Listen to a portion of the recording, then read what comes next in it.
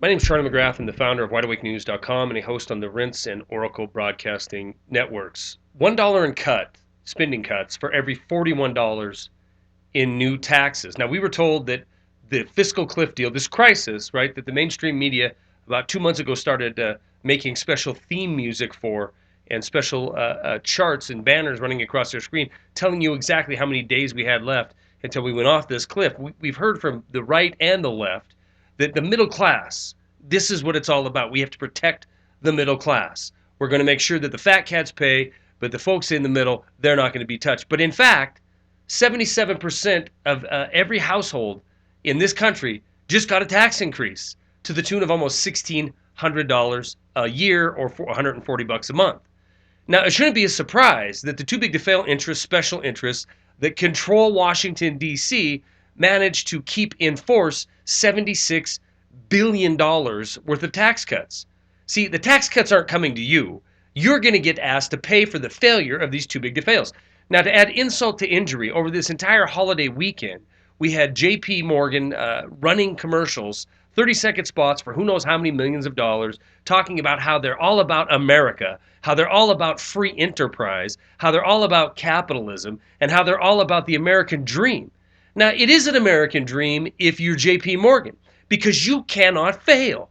You can have billions and trillions of dollars worth of failure and shift it onto the backs of the people of the world and then show profits on your bottom line so you can go on to continue to do things like fund massive political events or put up commercials on television that cost millions of dollars, while the average person in this country, at least 77% of the households in this country, sees a tax increase. Now, this coupled with the fact that the recent report that came out by Naomi Wolf, as well as the Partnership for a Civil Justice Fund, have come out with a story showing the corruption between Wall Street, special banking interests, Department of Homeland Security, and our government.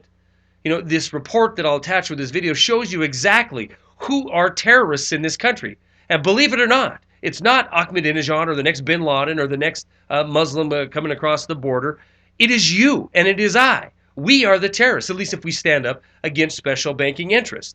In fact, the Department of Homeland Security, the FBI, local police, fusion centers have all collaborated with banking interests when it comes to the Occupy Wall Street movement to target, arrest, and detain and end protests by Americans in this country, not by terrorists. See, we have become the terrorists. We have to understand that it doesn't just stop at stealing your financial future.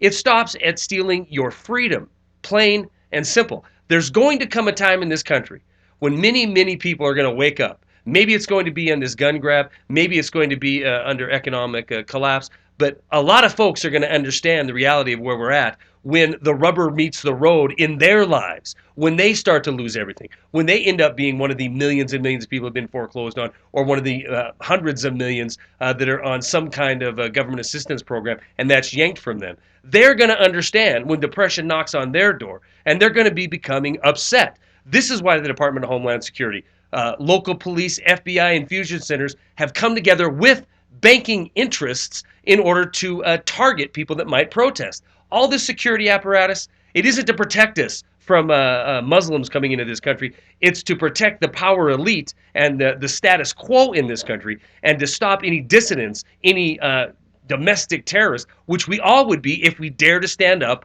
to the banking special interests. These are the facts in the ground. This is the true nature of the legislation. This is the true nature of the build-out of the security industrial complex that the United States of America has been turned into, a total and utter police state. Stories are attached. Please read them and spread them. That's all I got.